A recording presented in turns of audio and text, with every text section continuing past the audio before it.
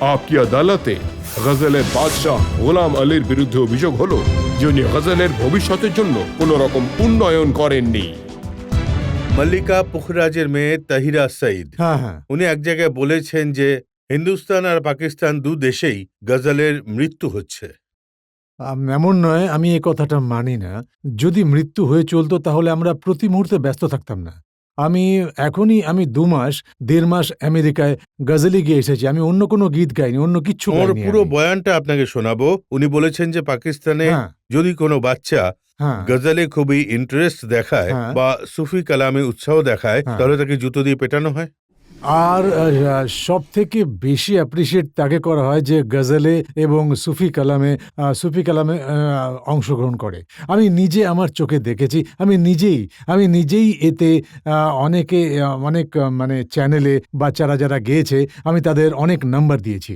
কিন্তু আপনি চেষ্টা করেছেন অন্য যারা গজল সিঙ্গার আছেন তারা সামনে আমার আসুন? তো অনেক স্টুডেন্ট আছে, আর কিছু বন্ধু আছে, লোক আছে, যাদের বাচ্চারা, যাদেরকে আমি শেখাই গজলের এবং গায়কি সম্পর্কে সমস্ত কিছু বলতে অভিযোগ থাকি তো এটা ওদের। রয়েছে, আপনার যত ট্যালেন্ট আছে শুধু নিজের বাচ্চাদেরই শেখান আপনি। না স্যার, এমন ব্যাপার নয়। আমি পুরো পৃথিবীতে যে কোনো সময় আপনি একত্রিত করেন যদি সবাইকে, তাহলে সব দেশ থেকে এসে যাবে আমার ভক্তরা, আর আমার থেকে যারা শিখেছে বাকায়দা টেপ বানিয়ে আমি তাদের ক্যাসেট বানিয়ে পাঠাই যে এইভাবে রেওয়াজ করো এবং এইভাবে গজল গাইবে তোমরা, এবং আমার গজলই নয় বরং সব ভালো শিল্পীর গজল শুনবে এবং সেগুলোকে কপি করবে।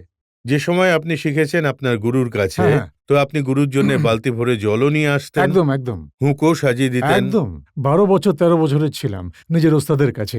আমার ওস্তাদ আপনাদের জানা আছে, ওস্তাদ বারে গোলাম আলী খান সাহেব, আর ওনার ছোট ভাই ওস্তাদ বরকত আলী খান সাহেব, ওর ছোট ভাই মুবারক আলী খান সাহেব, যার কাছে আমি লাহোরে ছিলাম, এবং 12-13 বছরে আমি 24 ঘন্টা ওখানেই থাকতাম এবং কখনো সম্পূর্ণ ঘুম হয়নি। এটা সত্যি কথা। আদালতে বসে তো কেউ মিথ্যা কথা বলে না। ওখানে কত পরিশ্রম করতে হতো? ব্যাস পরিশ্রম করতে হতো, করতেই হতো। পরিশ্রমই ছিল, যেটা 12-13 বছর, এবং ভালোবেসে পছন্দ করেই করতাম। আসলে পরিশ্রম ছিল না, ওতে আমার ভালোই হয়েছে।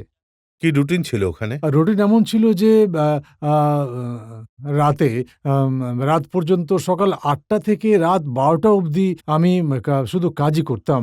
ওস্তাদের কাছে যেটা ওনার বন্ধুরা এসে বলতো, "যাও পান নিয়ে এসো, যাও সিগারেট নিয়ে এসো, যাও এটা নিয়ে এসো, যাও ওটা নিয়ে এসো।" তো আমি সবই করতে থাকতাম। তারপর গান শুনতাম বসে।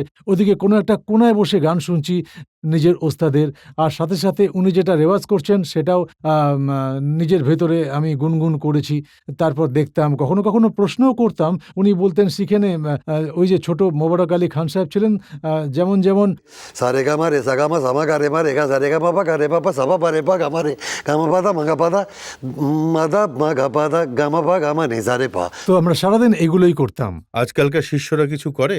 আজকালকার শিশুরা তো বলে শুধু এটাই যে ৩ মাসের মধ্যে গান বাজনা শিখে যাব।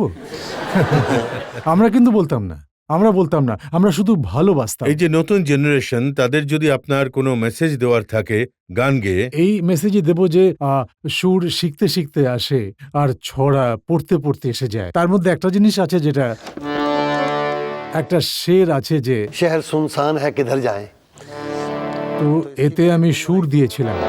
শহর সুনসান হ্যাঁ কিধর যায়, खाक होकर कहीं बिखर जाए, शहर सुनसान है। তো কথা এটাই যে শহর সুনসান হ্যাঁ, শহর একদম কোয়াইট, একদম নির্জন, কোথায় যাব? তো এই অনুভব জন্ম নেয় উচিত সুরে। তো সেই বুঝতে পারবে যে সুরের নিয়ম জানে, সুরের প্রভাব জানে। হ্যাঁ, স্যার, আপনি এটা বলেছেন যে গজল ভালোবাসা থেকে গাইতে হয়, প্রেম হয় ওতে। আপনার ইন্সপিরেশন কে? গজল নিজেই এমন একটা জিনিস, যে শায়রি যে মানুষ বুঝতে পারে, তো এর যে সৌন্দর্য সেটা অন্য কোথাও পাবে না। স্যার, এটা বলা হয় না যে behind the success of every man there is a এই ওম্যান? কথাটা ঠিকই আছে, এটা প্রশ্ন ঠিক করেছেন। কিন্তু আমি এর থেকে একটু দূরেই থাকি।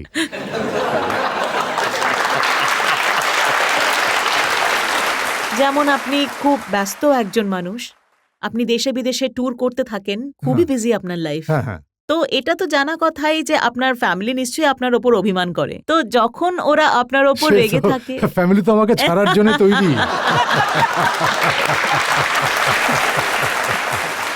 তো যখন ফ্যামিলির লোকেরা অভিমান করে হ্যাঁ হ্যাঁ, তো তার জন্য কি গজল গান আপনি? তাদের জন্য, এটাই আমার প্রশ্ন ছিল। তাদের জন্য আমি এটাই গাইবো। फासिले ऐसे भी होंगे ये कभी सोचा न था। फासिले फासिले